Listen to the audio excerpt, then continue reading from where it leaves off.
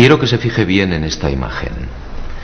Guárdela en la memoria porque volveremos sobre ella. Se trata, en efecto, de un carro al galope encontrado en la zona de Tamarjet, al sur de Argelia. Una pintura como otras que iremos viendo, que guarda una estrecha relación con la historia que quiero contarle. Otra historia oficialmente imposible, que no será del agrado de los arqueólogos ortodoxos. Pero la verdad, como usted sabe muy bien, no es patrimonio de nadie. Sígame y juzgue por sí mismo.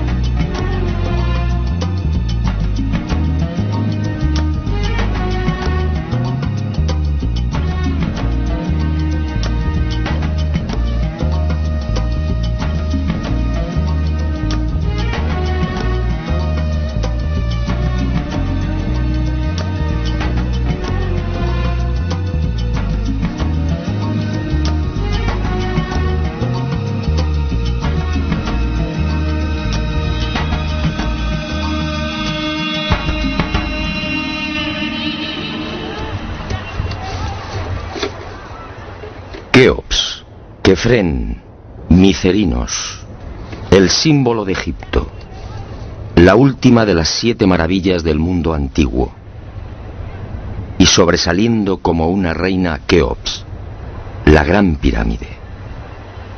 Una construcción incomprensible, un desafío a la razón, una obra que provoca vértigo. ¿Quién la levantó y sobre todo cómo? Keops reúne 3 millones de bloques de piedra caliza y granítica.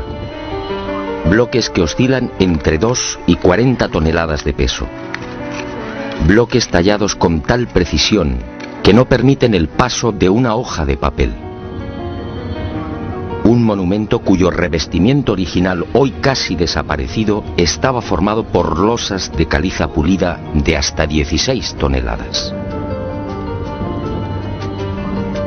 Y a su lado, otro coloso, Kefren, casi 1.700.000 metros cúbicos de piedra. Bloques idénticos a los de Keops, con un revestimiento original de caliza pulida y granito rojo de Asuán. En su base cabrían 7 campos de fútbol.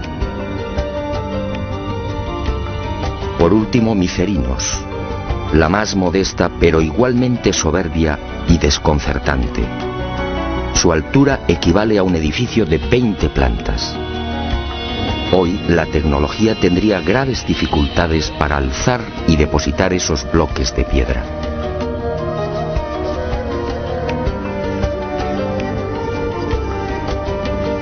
A la vista de estas mareantes cifras, el mundo se pregunta, ¿cómo lo hicieron? Para la arqueología oficial no hay duda. Las pirámides de Giza fueron obra de los faraones y se levantaron hace 4.600 años. Los bloques fueron trasladados desde las vecinas canteras de Tura y Mohatan, a escasos kilómetros del Cairo, y encajados en los respectivos monumentos mediante el uso de gigantescas rampas. Rampas, dice la arqueología, por las que miles de obreros empujaban los bloques con el auxilio de rodillos de madera.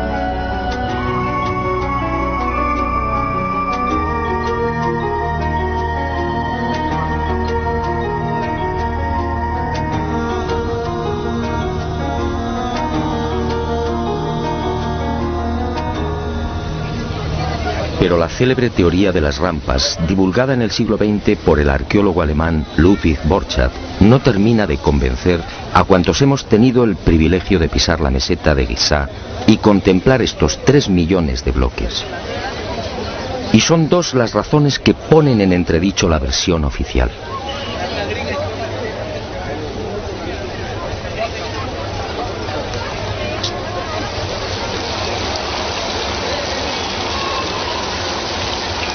Según los arqueólogos, la Gran Pirámide fue construida por Keops, el faraón que reinó entre los años 2590 y 2567 a.C.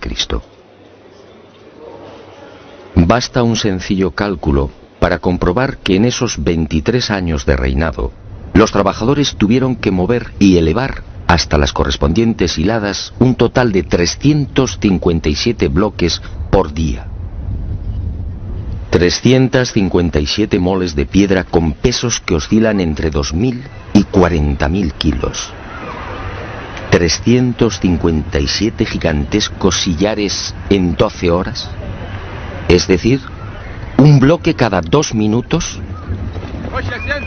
Por mucha mano de obra que pudiera reunir Keops, la empresa en cuestión resulta más que dudosa. Y no solo por el arduo problema de organización, sino sobre todo por las evidentes dificultades técnicas a la hora de izar y encajar estos monstruos de caliza, granito y mármol. Los arqueólogos más conservadores se defienden escudándose en lo escrito por Heródoto en el siglo V a.C. Según el padre de la historia, los bloques eran levantados de grada en grada con el concurso de una serie de máquinas formadas por maderos cortos. Esto, al parecer, fue lo que le contaron los sacerdotes durante su visita a Egipto. Pero la narración del escritor griego no constituye un punto de partida sólido y fiable. En el 450 a.C., cuando Heródoto recorre el Nilo, habían transcurrido 2000 años desde la supuesta construcción de la Gran Pirámide por Keops.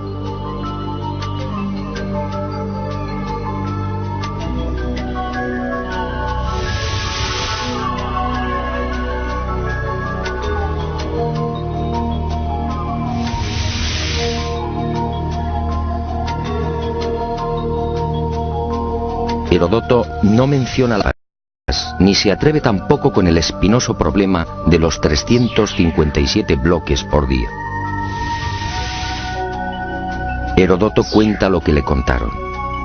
¿Es esto una prueba científica para determinar cómo y cuándo se levantó la Gran Pirámide?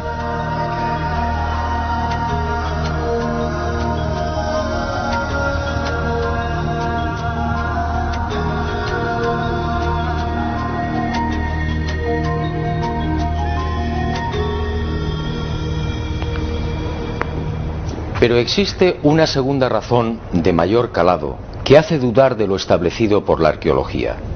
Hace 4.600 años, cuando los arqueólogos fijan la construcción de la Gran Pirámide, el valle del Nilo justamente despertaba al periodo neolítico.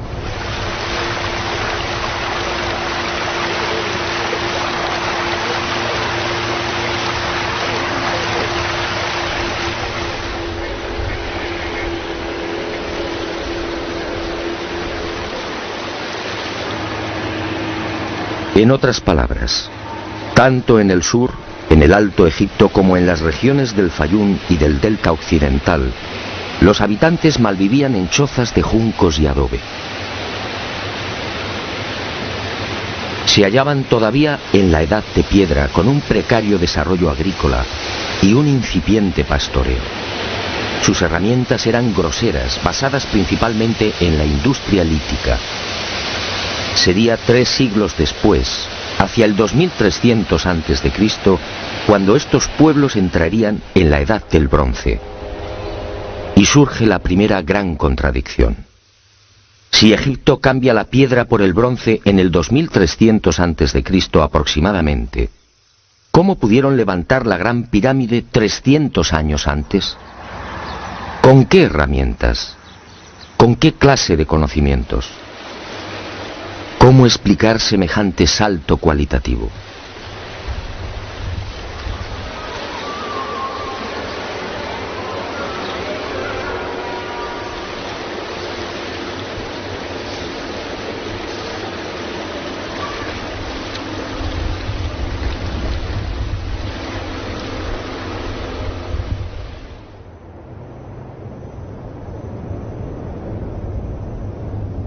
Nadie en su sano juicio y con un mínimo de información puede aceptar que esta maravilla arquitectónica fuera obra de unas gentes primitivas que ni siquiera conocían la escritura.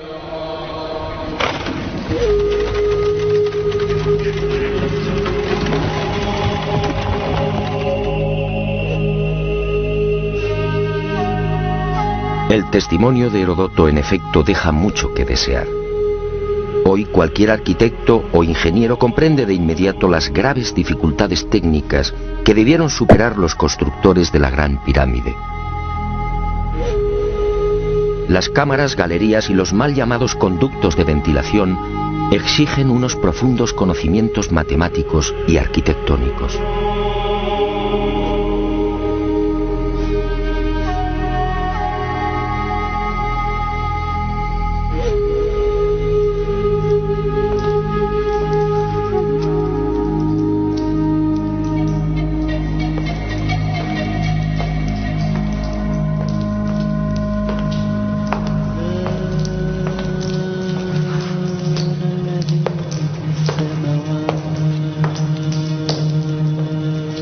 Basta echar un vistazo a las toscas herramientas con las que, según los arqueólogos, se construyeron las pirámides, para comprender que algo falla en esta historia. Unas herramientas, además, que no existían hace 4600 años. Es que estos mazos, niveles, bolas de dolerita, escuadras, trineos de madera y regletas sirvieron para establecer las asombrosas proporciones de la Gran Pirámide. ¿Cómo explicar, por ejemplo, que la desviación de la orientación norte-sur de sus caras no supere los 3 minutos 20 segundos hacia el oeste? ¿Cómo explicar la increíble perfección de la angulación de los bloques de revestimiento? Hoy solo podríamos alcanzarla con instrumentos ópticos. ¿Cómo entender que hace 4600 años aquellos pueblos neolíticos dispusieran ya de una medida tan perfecta como el codo? Como es sabido, solo en la era espacial se ha podido comprobar que el metro estaba mal medido. Su longitud en realidad es algo más de lo que siempre habíamos creído. El metro exacto tiene una longitud de 1.047. Pues bien, 2 codos egipcios equivalían exactamente a 1.047.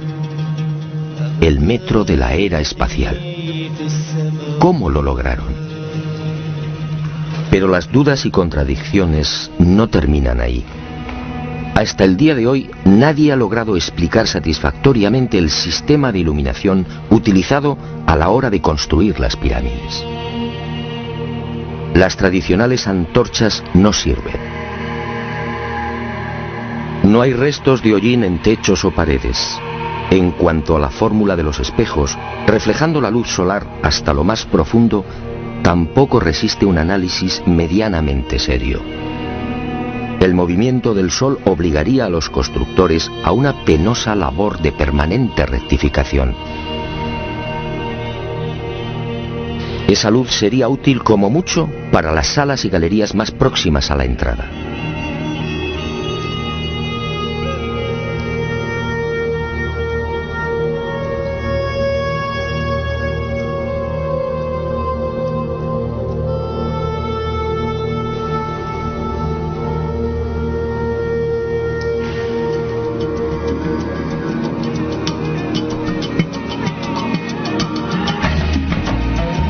Las explicaciones de los arqueólogos tampoco convencen cuando alguien pregunta por el método utilizado para cortar los enormes bloques de granito. ¿Herramientas de cobre? Eso sería como intentar cortar una mesa de mármol con unas tijeras.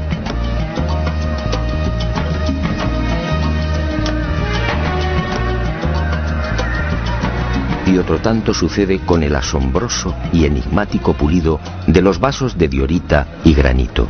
¿Qué clase de taladro utilizaban para que la cara interior ofrezca el mismo pulido que la exterior? ¿Cómo lo lograban si por las bocas de estos panzudos vasos no cabe siquiera la mano de un niño?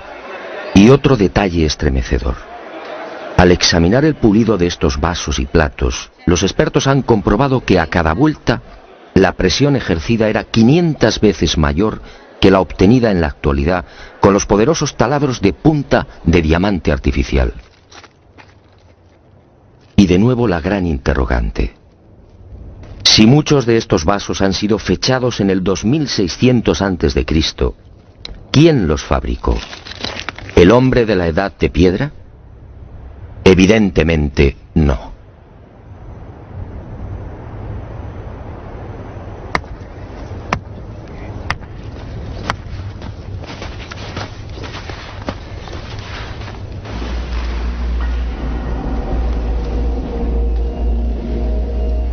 ¿Y quién fue capaz de un pulido como el que presenta el supuesto sarcófago de la pirámide de Keops?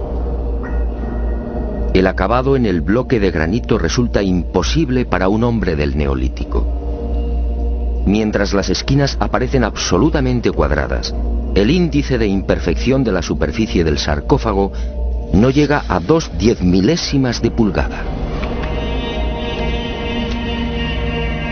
Es decir, la 10ª parte del espesor de un cabello humano. Esa perfección en el trabajo sobre la negra y dura diorita alcanza su máxima expresión en la estatua del citado faraón Kefren, hallada en el Templo del Valle, junto a la pirámide que lleva su nombre. El pulido de la misma es tal que solo cabe el silencio.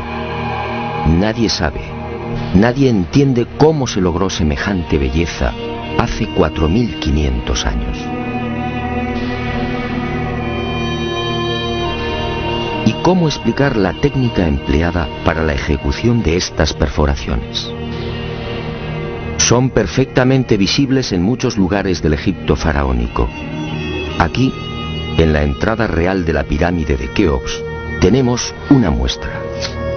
Para la arqueología no hay misterio.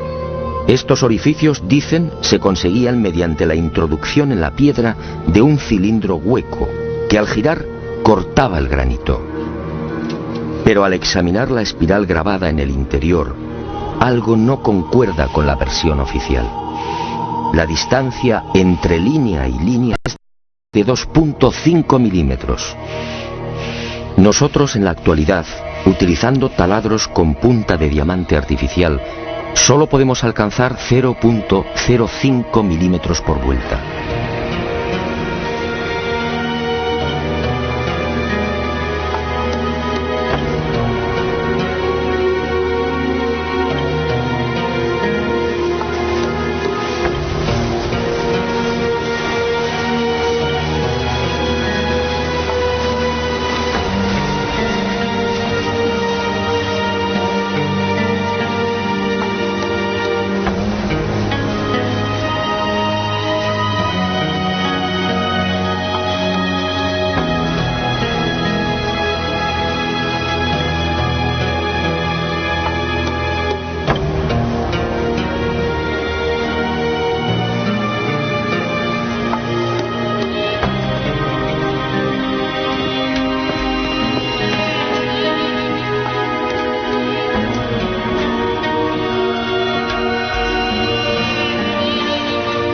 cómo desarrollaban aquellos primitivos egipcios semejante presión y fuerza con un simple cilindro hueco.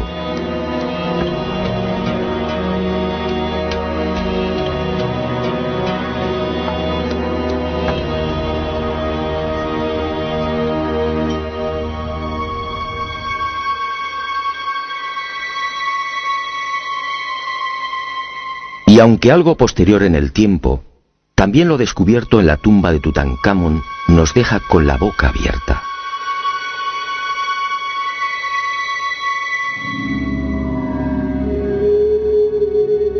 Cuchillos inoxidables, sandalias y manoplas de oro, una cama ergonómica, una cama con la parte de los pies más elevada, favoreciendo así la circulación sanguínea. ¿Cómo es posible hace 3.333 años? ¿De quién lo aprendieron?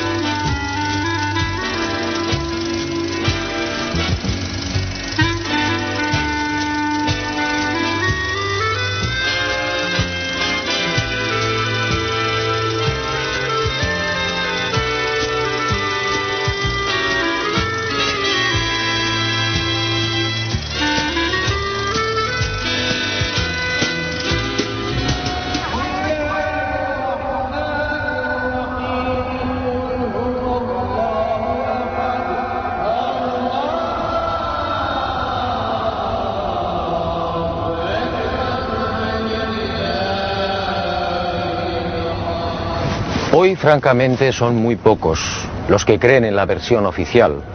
Hace 4.600 años, los pueblos que habitaban esta región no estaban en condiciones de imaginar siquiera este portento arquitectónico. Pero entonces, ¿quién levantó las pirámides?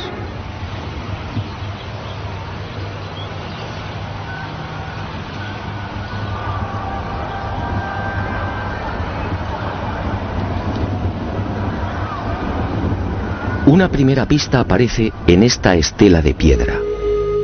Una estela depositada en la sala 42 del Museo del Cairo y que muy pocos turistas se detienen a contemplar. La arqueología la denomina la estela del inventario. Se trata casi con seguridad de una copia de otro texto mucho más antiguo. En ella se lee un párrafo demoledor que deja sin argumentos a los arqueólogos. Dice así: el faraón Keops fundó la casa de Isis, señora de la pirámide, detrás de la casa de la Esfinge. ¿Señora de la pirámide? ¿Quiere esto decir que la gran pirámide ya existía cuando Keops llegó al poder?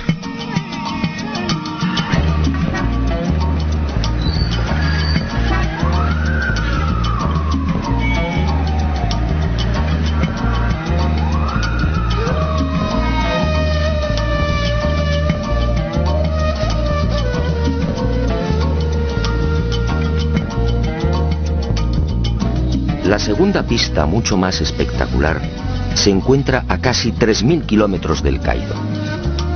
Y hacia allí nos dirigimos.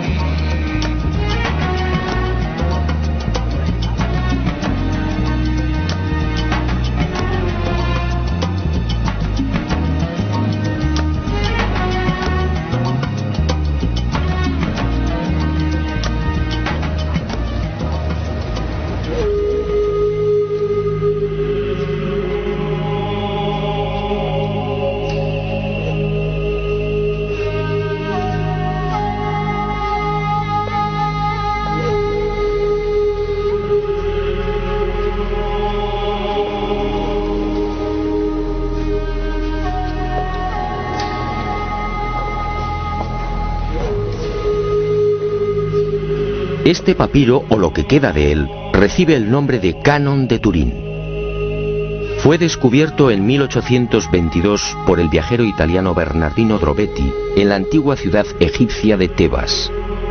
El propio Champollion lo tradujo, concediéndole una singular importancia. Pero la arqueología ha preferido ignorarlo. Y no es de extrañar a la vista de su contenido. Esta escritura hierática procede de la época del no menos célebre Ramsés II, entre los años 1290 y 1224 a.C. Para algunos, el faraón que persiguió a Moisés. En total, 160 fragmentos correspondientes a 11 hojas escritas hace 3200 años y en las que se lee una extraña lista de reyes. Una lista de reyes egipcios imposible para la ciencia. Imposible, sí, porque de aceptar lo manifestado en este documento arqueológico, la cronología faraónica se vendría abajo. ¿Y qué dice este papiro de 1,70 metros de longitud? Sencillamente que en un lejano pasado, Egipto fue gobernado por unos seres mitad hombres, mitad dioses, que recibían el nombre de Sen-Suhor, los compañeros de Horus.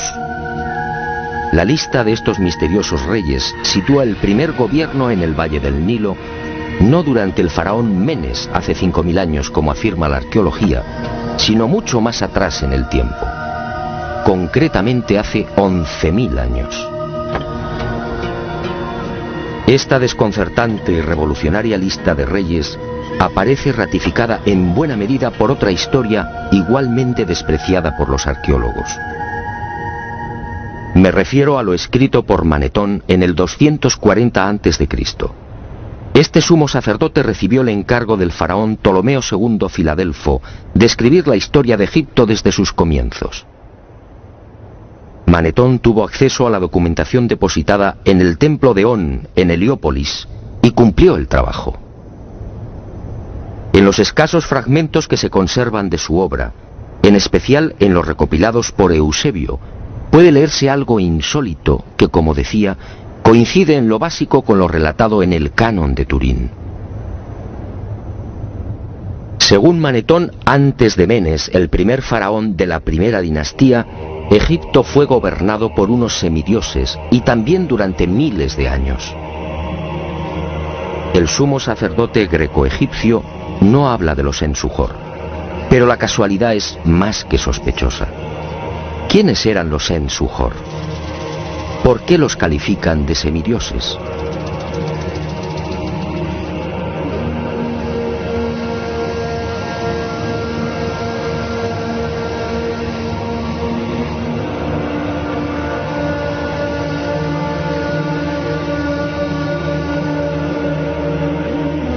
Para los arqueólogos más conservadores, los Sen-Suhor y la información suministrada por Manetón son pura fantasía. Y aparentemente tienen razón. Si Egipto fue gobernado hace 11.000 años, ¿dónde están las pruebas y los vestigios arqueológicos que deberían delatar a esas culturas? ¿O están ahí? ¿No será que la arqueología no los quiere ver?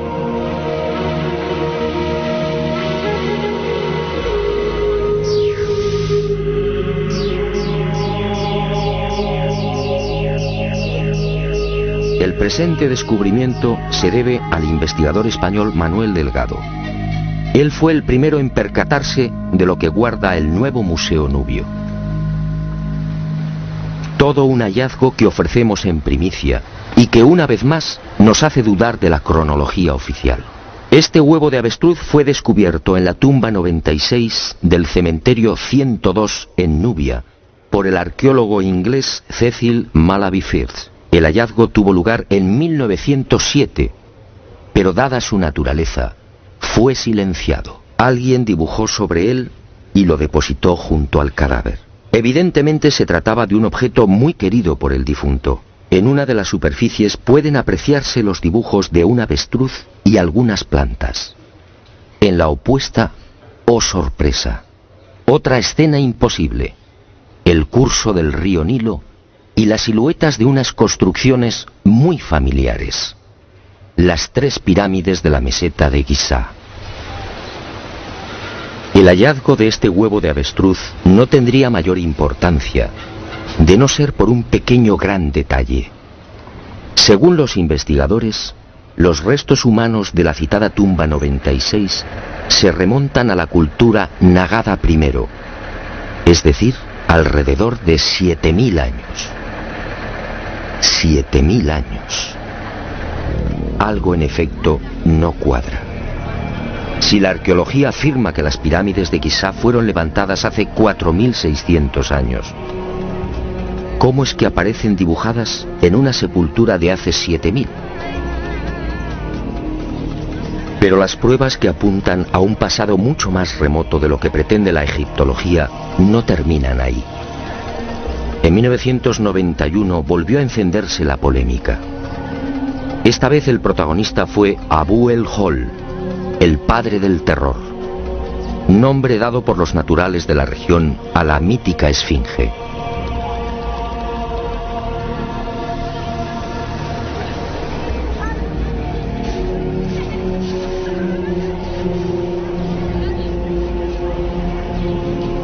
La esfinge, otro monumento emblemático de Egipto construido según la arqueología por el faraón Kefren hace 4500 años.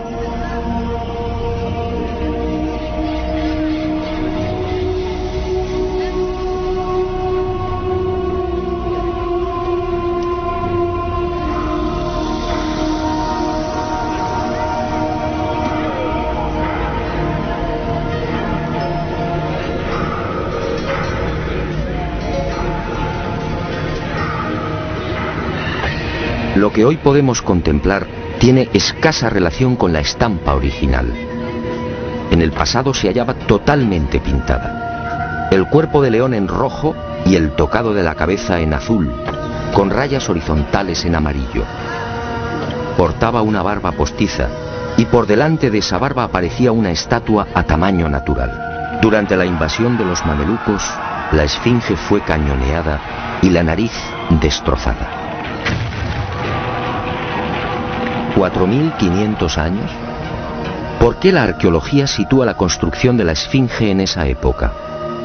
En primer lugar, por el parecido del rostro con algunas de las estatuas de Kefren. Y además por el hecho de hallarse muy próxima al templo funerario de dicho faraón. Aunque parezca increíble, eso es todo.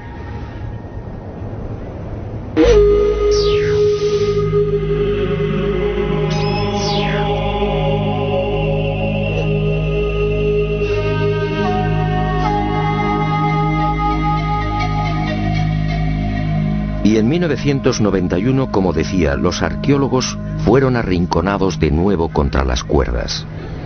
Un equipo de la Universidad de Boston, dirigido por el geólogo Robert Scott, dio a conocer un estudio que retrasaba la construcción de la esfinge en varios miles de años. Mediante la utilización de ondas sonoras y micrófonos especiales, los geólogos norteamericanos exploraron las rocas que forman parte de la esfinge. El resultado fue asombroso.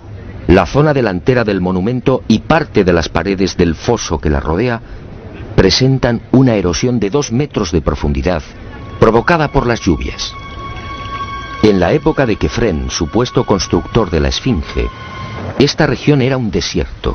La única explicación a esa erosión acuática hay que buscarla en un clima especialmente húmedo, entre el 5000 y el 7000 a.C.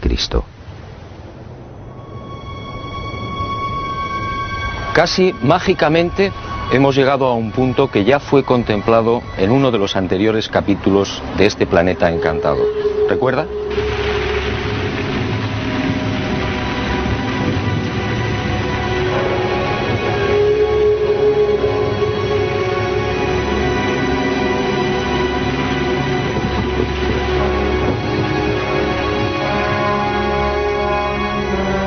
Al hablar del Gran Jardín, pudimos comprobar cómo todo el norte de África, hace unos 12.000 años aproximadamente, se vio sometido a un dramático cambio climático. En otras palabras, la Universidad de Boston acertó.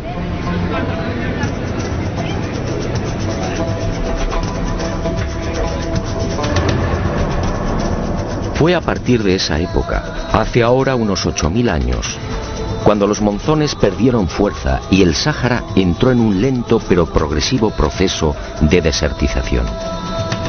Y fue justamente hace 4500 años, cuando la arqueología fija el momento de la construcción de la Esfinge, cuando estas tierras fueron definitivamente abandonadas por las lluvias. Kefren, por tanto, no pudo levantar la Esfinge. Como mucho, quizá la restauró.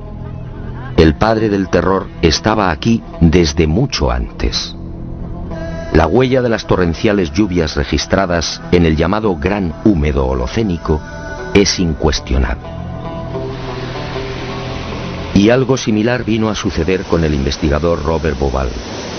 20 años antes, este ingeniero egipcio se atrevió a difundir una hipótesis que conmocionó a los seguidores y amantes del Egipto faraónico. Para Bauval, las pirámides de Giza no son construcciones aisladas. Las tres forman parte de un plan unificado minuciosamente diseñado. Y para irritación de los arqueólogos más conservadores, formuló una teoría que volvía a poner en tela de juicio la ya desacreditada cronología oficial. La tesis de Bauval es conocida como la correlación de Orión, es decir, el asombroso parecido en la disposición de Keos, Kefren y Micerinos respecto a las tres estrellas que forman el cinturón de Orión. Basta trazar una línea entre las tres pirámides y otra entre las estrellas del cinturón para observar que sendas ubicaciones son casi idénticas. Casi idénticas, sí, pero no iguales. El ángulo de las pirámides es de 172 grados y el de las estrellas de Orión en la actualidad de 181. Bauval se percató de esta pequeña diferencia y tuvo una genial intuición. Con la ayuda de las computadoras retrocedió en la historia y descubrió que la alineación de las estrellas del cinturón de Orión coincidía con la de las pirámides hace 12.500 años. No son demasiadas coincidencias. Por un lado, la geología demuestra que la Esfinge tuvo que ser construida en pleno Gran Húmedo, es decir, hace más de 9.000 años. Por otro, el papiro de Turín y Manetón aseguran que unos semidioses gobernaron el valle del Nilo hace 11.000 o 12.000 años. Quizá más. También el huevo de avestruz hallado en la tumba 96 en Nubia nos dice que las pirámides existían ya hace 7.000 años. Y la tesis de Bauval pone punto final, insistiendo de nuevo en esa misteriosa fecha. 12.500 años.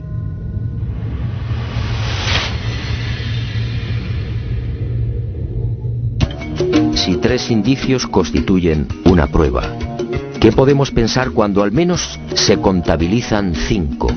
5 indicios, sí, de momento.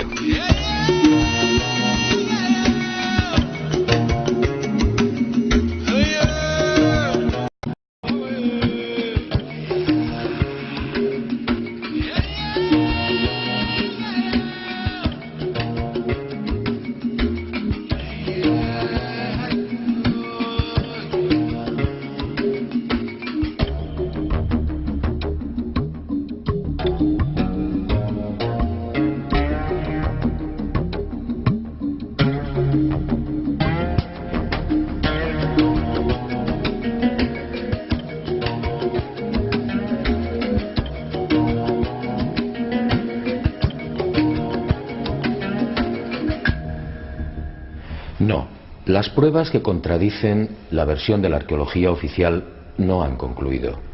¿Recuerda usted esta pintura? Fue descubierta en el Tassili argelino. Según los arqueólogos, tiene una antigüedad aproximada de 5.500 años, probablemente mucho más. Se trata, en mi opinión, de un carro egipcio. Pero ¿cómo es posible? ¿Un carro egipcio a 2.500 kilómetros del Nilo?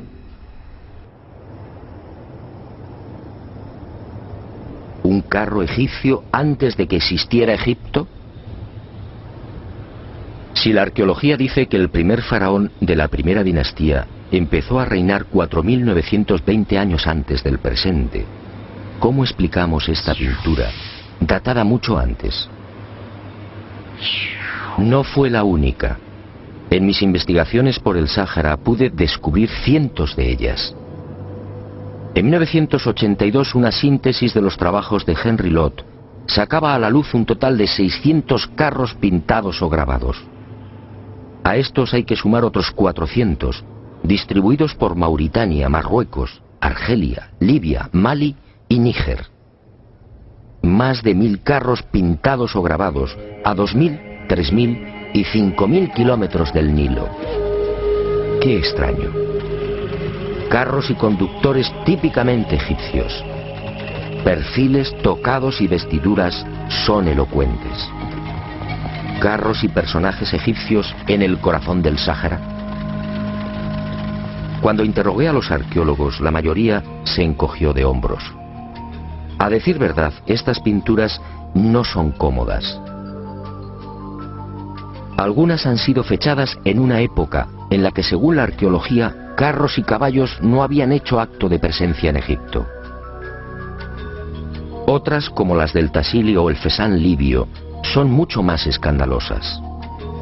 Los análisis de las sustancias orgánicas contenidas en los pigmentos han sido desconcertantes. 6000, 8000 y hasta 9000 años de antigüedad. ¿Carros y conductores egipcios hace 9000 años? Y casi sin querer, a la vista de estos documentos pictóricos, la memoria vuelve a poner en pie los hallazgos de la Universidad de Boston, el papiro de Turín, la historia narrada por Manetón, las pirámides pintadas en el huevo de avestruz o el descubrimiento de Bubal. Naturalmente, para la arqueología, estas pinturas y grabados no tienen sentido. El caballo y los carros, dicen, entraron en Egipto hacia el 1700 a.C. Y lo hicieron con la invasión de los Hicsos, un pueblo procedente de la Alta Siria que gobernó la mitad oriental del delta. Nuevo y grave error de la arqueología.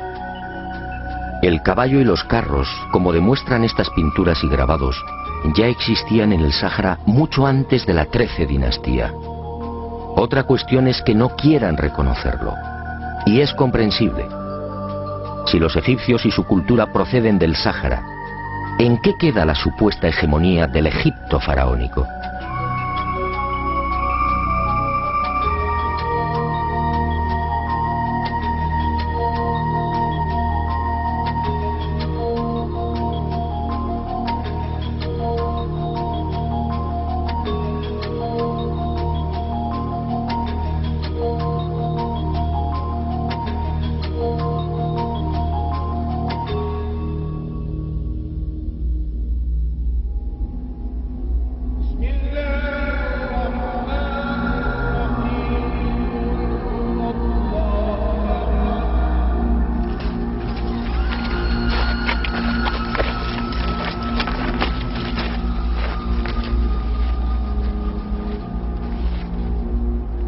Pero las imposibles pinturas egipcias en el Sáhara, a 2500 kilómetros del Nilo, no se limitan a carros al galope. Otras, para desconcierto e irritación de la arqueología, presentan escenas muy diferentes. Ofrendas. Personajes adornados con el ureus, la serpiente sagrada sobre las cabezas. Barcas igualmente egipcias. Vestimentas similares a las que lucen faraones y sacerdotes. Individuos de perfil al más puro estilo egipcio. Pinturas todas ellas muy anteriores al Egipto faraónico.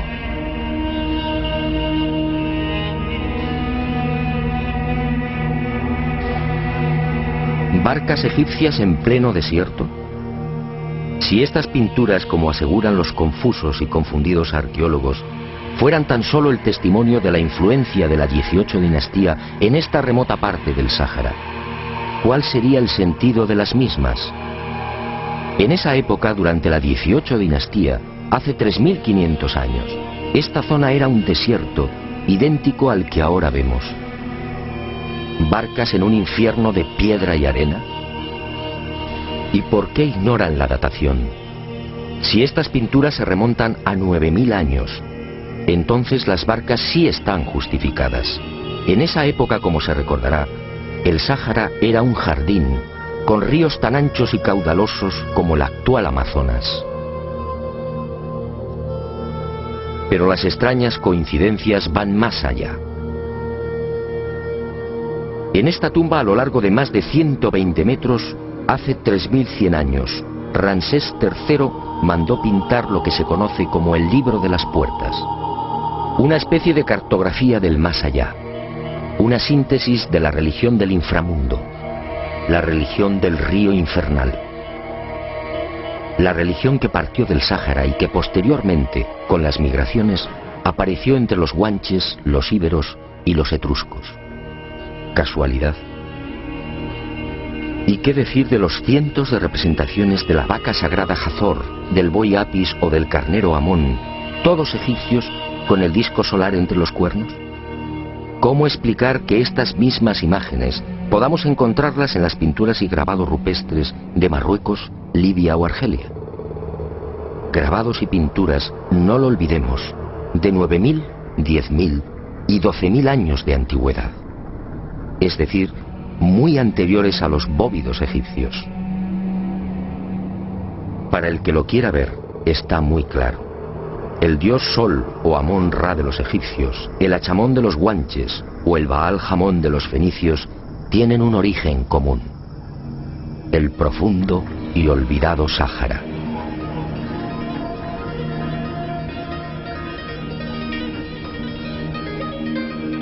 Puede que Herodoto y Diodoro de Sicilia tuvieran razón.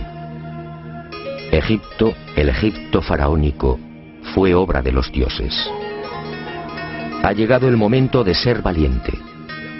Para mí, hace 9.000 o 10.000 años, quizá más, alguien no humano descendió en el gran jardín, en el Sáhara Azul, y puso en marcha una gran cultura.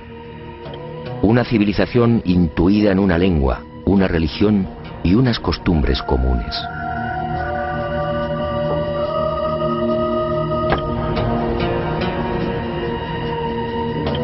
Esos seres, esos dioses de cabezas redondas pintados en Tassili, podían proceder de Orión.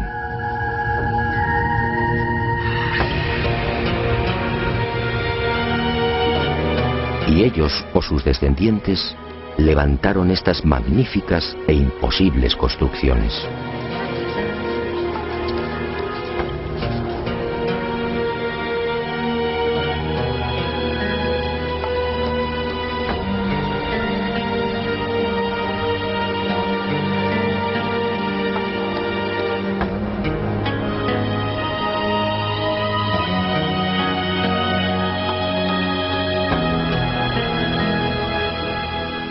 ¿Cree usted que se trata de un sueño?